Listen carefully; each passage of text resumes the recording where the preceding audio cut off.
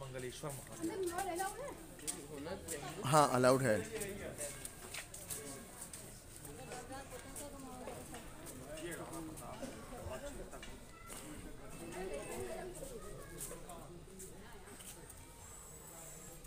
अरे वाह वैदिक बाबू, तोपें देखो, तोपें लगी उधर।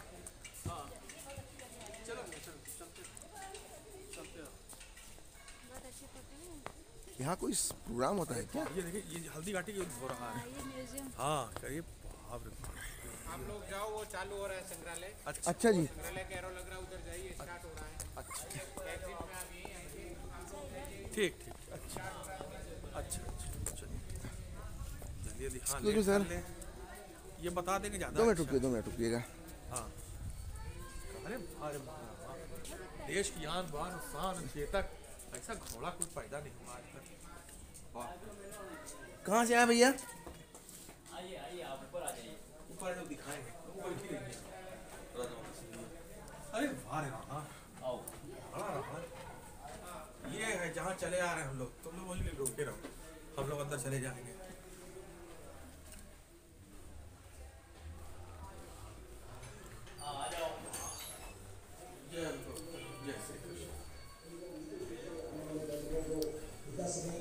और यहाँ पर आने वाले पर्यटक देशभक्ति की प्रेरणा लेके जाए और हमारे देश को गौरव को आगे बढ़ाए। और इसी में विशेष रूप से आपको जानकारी देंगे श्रीमान हरीश भिवानी। धन्यवाद। इस म्यूजियम के संस्थापक श्रीमान मोहन जी श्रीमाली है। उन्होंने वरिष्ठ अध्यापक की नौकरी से स्वेच्छा सेवानिवृत्ति लेकर अपनी पैतृक भूमि पर इस संग्रहालय का निर्माण करवाया और मुख्य सहयोगी उनकी पत्नी श्रीमती विमला देवी श्रीमाली इनके साथ कंधे से कंधा मिलाकर चली। इस सपने को साकार करने के लिए उन्होंने कुछ चेतक के ऊपर जो है हाथी का खोल चढ़ा देते राणा प्रताप। देख तो लीजिए, चेतक के ऊपर हाथी का खोल चढ़ा देते राणा प्रताप, मारे थे बहलोल को। बड़े टेक्निक करा रहे थे। जो मेवाड़ के राजा महाराणा प्रताप एवं मुगल अकबर की सेना के मध्य हुआ था। इस युद्ध में अकबर स्वयं नहीं आए थे। उन्होंने आमेर जयपुर के राजा मानसिंह को अपना सेनापति बनाकर भेजा था। हल्दी घाटी का युद्ध 5 किलोमीटर लंबे और 200 मीटर चौड़े क्षेत्र में हुआ। आप लोग सभी संग्रहालय में खड़े हैं। संग्रहालय से 200 मीटर की दूरी पर चेतक की समाधि है, जहां पर महाराणा प्रताप के स्वामी भक्त घोड़े चेतक को दफनाया गया था। यहाँ से 2 किलोमीटर की दूरी पर हल्दी घाटी दर्रा है। इस दर्रे की विशेषता है कि यहाँ की प्राकृतिक मिट्टी व पत्थरों का रंग हल्दी जैसे पीले रंग का है। इस दर्रे के चारों तरफ महाराणा प्रताप की भील आदिवासी सेना प्राण पूजा के नेतृत्व में तैनात थी। ये सेना तीर भाले पत्थर चलाने में कुशल थी। यहाँ से 1 किलोमीटर की दूरी पर शाहीबाग है, जिसमें मुगल सेना का पड़ाव था। मुगल सेना 18 जून 1576 ईस्वी को प्रातः सूर्योदय के साथ मेवाड़ की राजधानी गोगुंदा की तरफ आगे बढ़ने लगी। तो उन पर महाराणा प्रताप की सेनाओं ने आक्रमण किया और उनसे गोरिल्ला पद्धति से युद्ध किया। ये आक्रमण इतना तेज था कि जिससे मुगल सेना में भगदड़ मच गई। महाराणा प्रताप की सेनाओं ने मुगल सेना को यहाँ से 3 किलोमीटर दूर पीछे समतल क्षेत्र में, जहाँ अभी खमनोर गांव है, वहां तक खदेड़ दिया। इसी खमनोर गांव के पास बनास नदी के पास समतल मैदान में 7 घंटे का भयानक युद्ध हुआ। इस युद्ध में दोनों पक्षों से कुल 18,000 सैनिक मारे गए। जब ये युद्ध समाप्त हुआ तो वहां पर मानसूनी बरसात हुई और वहां पर कटी हुई लाशें और खून ने पानी में मिलकर एक तलाई का रूप ले लिया।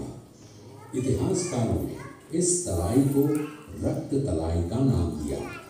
इस युद्ध में ग्वालियर का एक पूरा राज परिवार, जिसमें राजा राम शाह तंवर और उनके दोनों पुत्र थे, शहीद हो गया। यहीं पर एक बगीचा बनाया हुआ है और जो इस युद्ध में शहीद हुए थे उनके स्मारक इसी बाग में बने हुए हैं। इस लड़ाई की विस्तृत जानकारी आपको एक फिल्म के द्वारा दी जाएगी। आप जब इस कक्ष में सब कुछ देख चुके होंगे तब ये फिल्म और लाइट व साउंड शो शुरू होंगे। तब तक के लिए धन्यवाद। आप जैसे देखते हुए आप लोग अंदर बैठेंगे तो नई मूवी चालू होगी। कंटिन्यू। टाइम कितना लगेगा? कितने बजे हैं जी? कहाँ गए? ये अभी तो 3:10। हम लोग को कितने 4:30 बजे निकल देना है यहाँ से? यहाँ से नहीं 4:30। तो स्वयं का धन 25 लाख रुपए व राजकोष में 20,000 अशर्फियां देश के लिए अर्पित, जिससे महाराणा प्रताप ने 12 वर्षों तक अपनी सेना को संगठित किया, सैन्य शक्ति को बढ़ाया और मेवाड़ मातृभूमि को आजाद करवाया। कृपया अब आप सब आगे की तरफ से। ये कुंभलगढ़ किला 20 ईस्वी में महाराणा प्रताप का जन्म हुआ था। इस किले की ऊंचाई समुद्र तल से 3,568 फीट की है। इस किले की दीवार 36 किलोमीटर तक फैली हुई है। इस दीवार का नाम ग्रेट वॉल ऑफ चाइना के बाद द्वितीय पायदान पर दर्ज है। इस किले के अंदर 360 प्राचीन मंदिर हैं। उन मंदिरों में से जग प्रसिद्ध महादेव का मंदिर सबसे प्राचीन है। मेवाड़ की प्राचीन राजधानी चित्तौड़गढ़ का है। इसी किले के अंदर महाराणा प्रताप का बचपन बीता था। इस किले की तलहटियों में महाराणा प्रताप ने अपने गुरु से शिक्षा प्राप्त की थी। ये किला 12 वर्ग किलोमीटर में फैला हुआ है।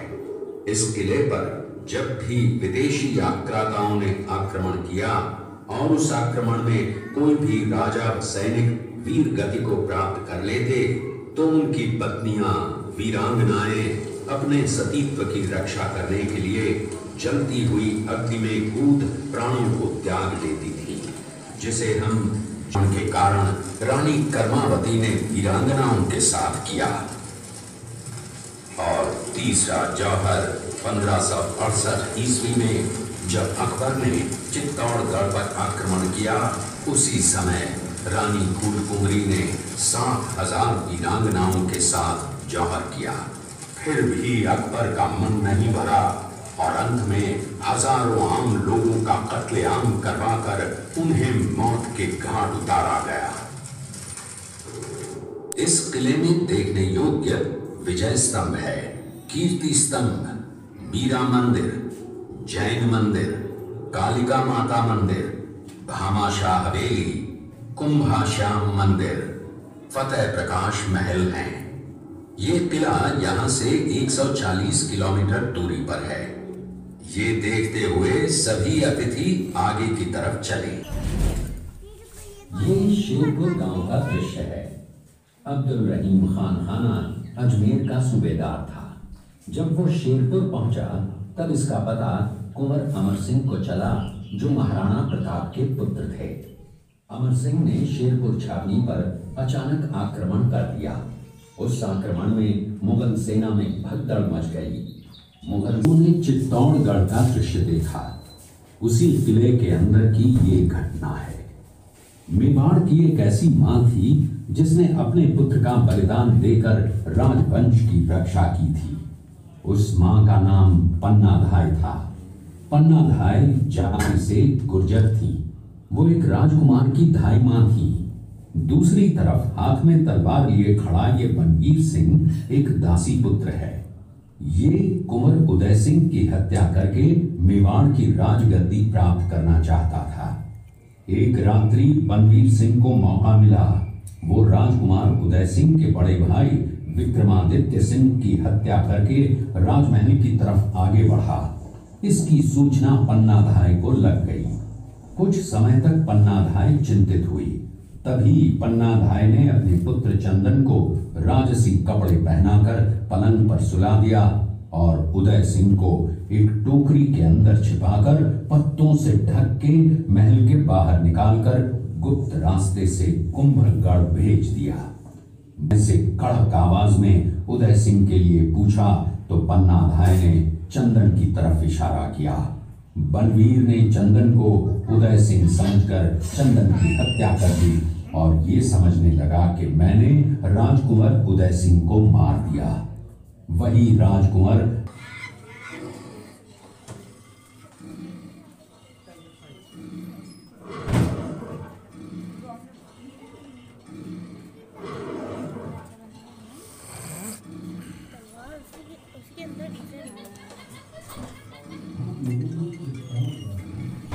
ये घटना महाराणा प्रताप की वीरता को दर्शाती है। एक समय नरभक्षी बाघ का आतंक छाया हुआ था। महाराणा प्रताप ने उस तक अपनी मातृभूमि को शत्रुओं से मुक्त नहीं करा लेता, तब तक न तो मैं महलों में रहूंगा, न किसी धातु के पात्र में भोजन करूंगा, न किसी गद्दी के बिछौने पर सोऊंगा। पत्ते ही भोजन के पात्र होंगे, जमीन ही बिछौना होगा। इस प्रतिज्ञा का पालन उन्होंने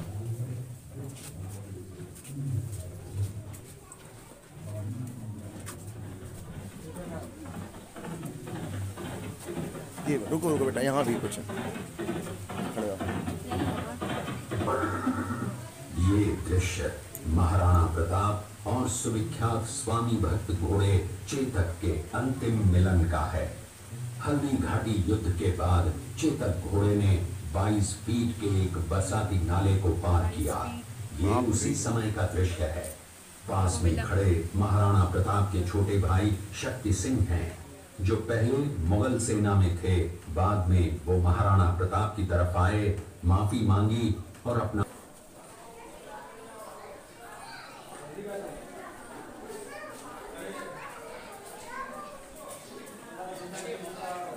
ये देखो कीर्ति बगल में वैदिक, देखो इससे ऐसा ही हम लोग देख के आए थे ना भी कैसे जूस के बारे में। इस टैंक में गुलाब जल और गुलाब शरबत बनाते हैं मार्च और अप्रैल में। आँखों में, मिठाई में, मेकअप में, पूजा में काम आता है। जामुन का अर्क बनता है डायबिटीज वालों के लिए।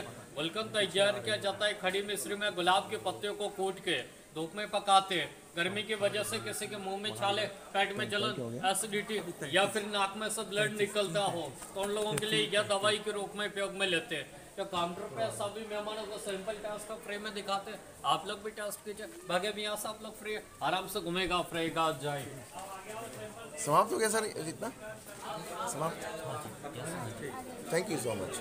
तो हो गया।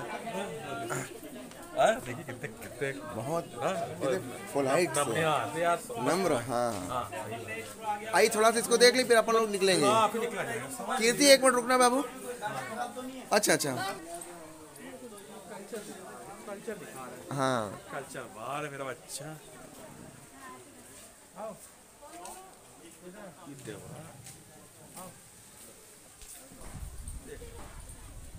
हाँ बिल्कुल आता है।